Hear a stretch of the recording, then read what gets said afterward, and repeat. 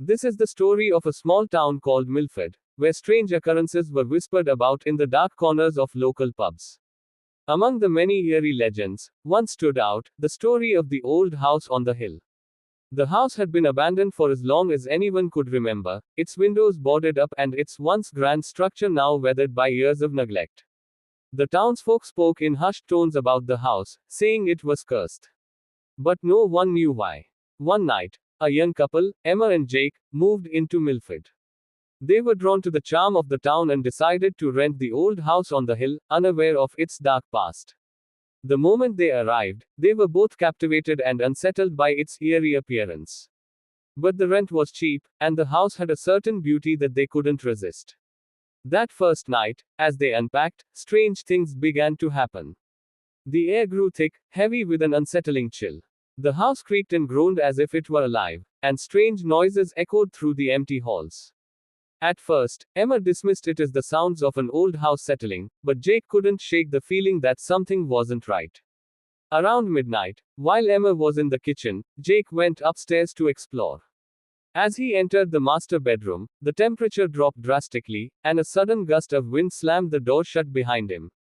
He turned to see a figure standing in the corner of the room, its face obscured by a dark hooded cloak.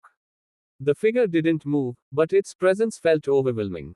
Jake, heart pounding, tried to speak, but his words caught in his throat. The figure slowly lifted its head, revealing hollow, empty eyes.